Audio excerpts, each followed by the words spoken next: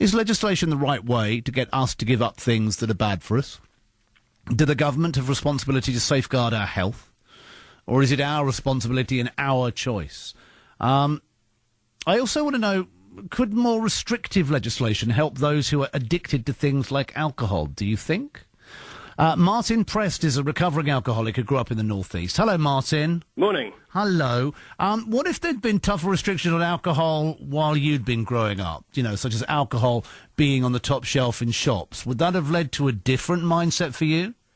It's a slightly different question of alcoholism over smoking. I mean, no amount of legislation or restrictions or anything would have stopped me from being an alcoholic. I mean, it's who I am. It's entirely my personality. What prompted it in the first place, briefly?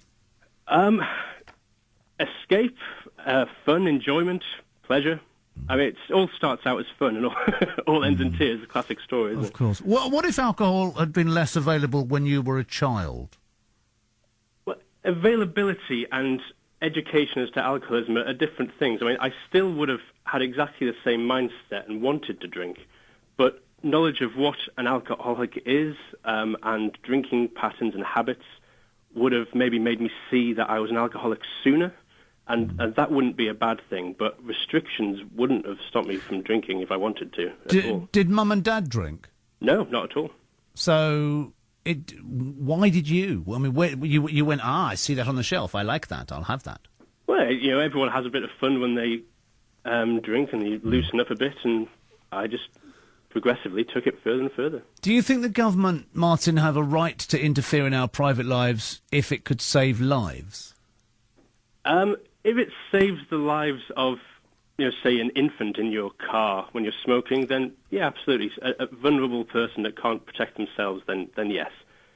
But otherwise, it's free choice is the real question. But I mean, how much free choice do you have when you're addicted to a substance, even if it's a cigarette or alcohol or whatever? But that's what I say. That's what I've said. The trouble is with these addictions, alcohol, food for some people, smoking, is that there's an emotional fallout. Yeah. Someone can tell you to stop, but they don't have to deal with the emotions and the feelings that surface during that.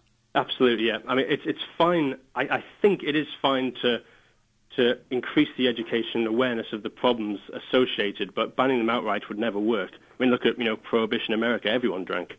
So what would have happened? I mean, you know, all right, so you knew about alcohol. Let's say the day after you decided to start drinking, whatever age you did, let's say they banned it. What would you have done? If you ban something for a 14-year-old kid, they're going to find a way to do it anyway. You're not supposed to drink. Yeah, but if it's not available, you know, if it's not available, they can't have it, can they? Well, people will always find a way to brew bathtub gin, and that wouldn't stop anyone from making their own homebrew. Do you know the recipe?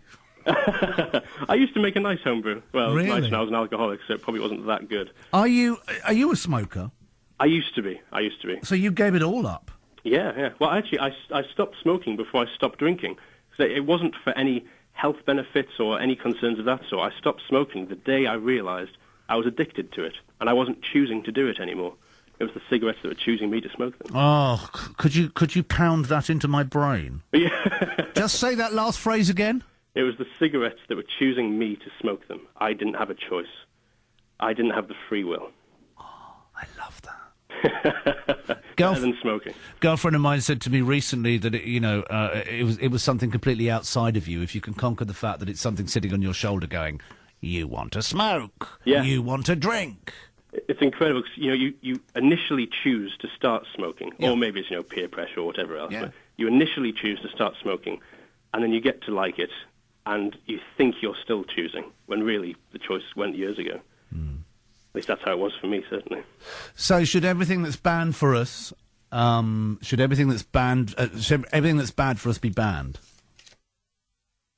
I don't think so. If it affects other people, then it should be stopped from affecting other people. Yes, but we should be able to choose to destroy ourselves if we particularly want to. Okay.